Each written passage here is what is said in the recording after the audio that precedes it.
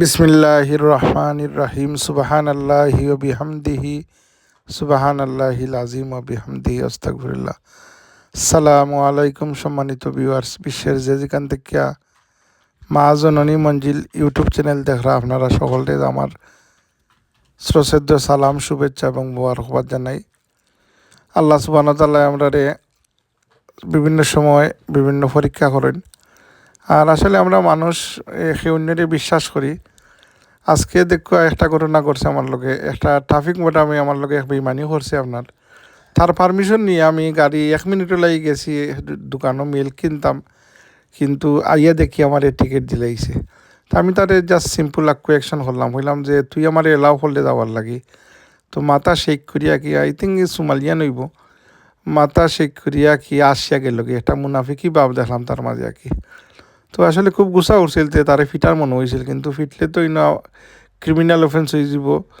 এটাতে গভর্নমেন্টের জব করে। বাট এর আগে আমার ছেলে আসিল লগে, আমার হইল ড্যাডি ডোন্ট গো। আমি একটু অ্যাগ্রেসিভ হয়েছিলাম তার প্রতি, যে আমার লগে ঠিক আছে আমি রং করলে আমার টিকিট দিতে, তোর এটা জব হতে, বাট তুই আমার পারমিশন দিলে দেন তুই কেলাগি লাগাইলে আর কি। আসলে ইতারে কোনো সময় নেভার ট্রাস্ট দেম, বিকজ এটা আসলে বড় হারামি। আমরা 71 ও যে তাই আমরা এক দেশে আমরা লোক আরামি করছিল, এর থেকে বড় আরামি হলো খালাই নকল আপনার।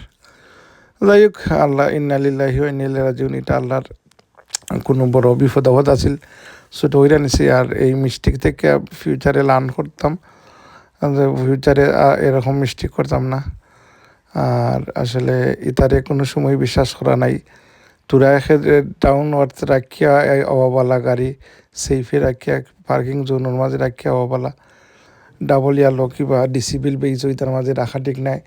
আর আমি আসলে ওটাই ভুল করছি, যে তারে জিকানির পরে হে আমারে কইছে ওকে গো। দেন তার প্ল্যান হইল ওটা, যে আমি তো যেখানে রাখছি, হে আসলে এ সময় তার বডি ক্যামেরা যেটা এটা অফ দিছে। আমি তারে কইলাম যে তার এপিল করবো আমি, যে তার বডি ক্যামেরা চেক করার লাগি হে পারমিশন আমারে দিছে কি না কি।